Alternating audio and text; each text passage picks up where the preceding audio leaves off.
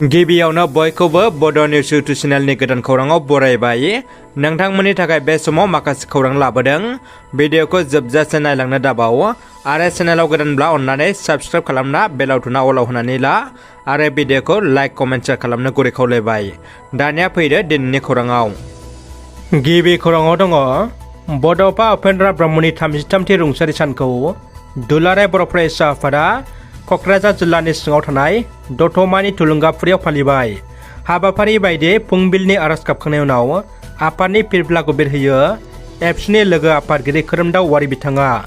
बड'फानि मांखरसालियाव बिबार बावजेनो बड'लेण्ड मुलुगसोलोंसालिनि रेजिस्ट्रार आरो इउएनबि ट्रास्टनि मासिगिरि डक्टर सुबुं बसुमतारी आरो बड'फानि मुसुखायाव बिबार बावजेनो क'क्राझार सरकारि फरायसालिमानि associate professor doctor Dimasa Daibrang Mosahary बिथांमोना। गोजोन आरो खौसेनि थाखाय फारौ बिरहोयो सिडली चिरां बियाबनि एमएलए जयन्त बसुमतारी, बिटिआरनि गाहाय मावफुं सोद्रोमानि पलिटिकेल एडभाइजार डक्टर बेल्लाव केखारजी, क'क्राझार हिन्जावसा फरायसालिमानि प्रिन्सिपाल डक्टर आदाराम बसुमतारी, बिटिआरनि एम रेवरेवा नार्जिनारि बिथांमोना। हाबाफारिजों लोब्बा लाखिनानै बिफां फुलि गायजेनो सानजा क'क्राझार बियाबनि एमएलए आरो दुलाराय बर' फरायसा आफादनि बारग' गाहाय नेहाथारि लरेन्स इस्लारि बिथाङा। हादरनि गाहाय मन्त्रि नरेन्द्र मदिया अरुणाचल प्रदेशआव बिजाब बाख्रिनि स्टेशन फसंनायखौ बाख्नायदों। गाहाय मन्त्रि नरेन्द्र मदिया अरुणाचल प्रदेशनि दाब दाब जिल्लाफोराव बिजाब बाख्रिनि स्टेशन फसंनायखौ खौरां मोननानै बाख्नायदों। मख'नो गोनांदि ल' एन्ड जास्टिसनि मिरु मन्त्रि किरेन रिजिजुआ अरुणाचल प्रदेशनि दाब दाब जिल्लाफोराव बिजाब बाख्रिनि स्टेशन फसंनायखौ टुइटनि गेजेरजों फोसावनानै होदोंमोन। बिनि उनाव मन्त्रि किरेन रिजिजुनि टुइटआव गाहाय मन्त्रि नरेन्द्र मदिया फिननाय हरनानै बाख्नायदों आरो गोजोननाय फोरमायहरदों। राजखान्थिनि गेदेर खौरां। आसाम रायजो बिजेपिनि थाखाय मोनसे गेदेर खहा। बिजेपिनि बारग' एमएलए जयराम इंलेंआ बिजेपि दोलोखौ एंगारबाय।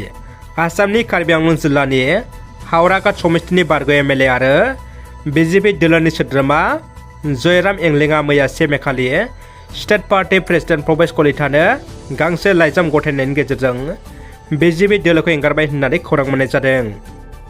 अरुणाचल प्रदेशनि सासे गेलेगिरिया कुड' वर्ल्ड काप 2023आव भारतनि जानानै बाहागो लागोन। फैगौ 9 मेनिफ्राय 25 मेसिम जापाननि टकिअ'आव खुंफुंजानो गोनां कुड' वर्ल्ड काप 2023आव भारतनि जानानै अरुणाचल प्रदेशनि थार्ड टाकिया गेलेगोन।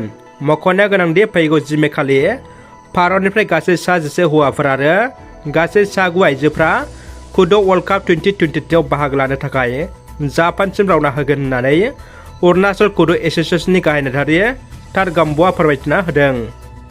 समाज सिबियारि सुबुं अनफावरि जिसु चमफ्रामारिनि बाख्नायथाव हाबा मावनायखौ नुनानै रायजो राजाफ्रा जेरैबो बाख्नायदों आरो गोजोननाय फोरमायदों। जाय खामानिखौ सरकारा मावनांगौमोन बे खामानिखौ मावना दिन्थिगासिनो दं समाज सिबियारि सुबुं अनफावरि जिसु चमफ्रामारि बिथाङा। समाज सिबियारि जिसु चमफ्रामारि बिथाङा फिन आरोबाव रायजो राजाफोरखौ मदद होदों। अखा सारअन्थाइजों न'नि थिं गब्लंजानाय 100निबो बारा न'खरफोरनो प्लास्टिक राननानै होदों। मैया चिरां जिल्लानि सिङाव थानाय सिडली, बाटारमारि, सालमारि, मिस्टांगुरि, कलबारि आरो निमागाव गासै 9 गामिनि रायजो राजाफोरनो समाज सिबियारि जिसु चमफ्रामारि बिथाङा मदद होदों।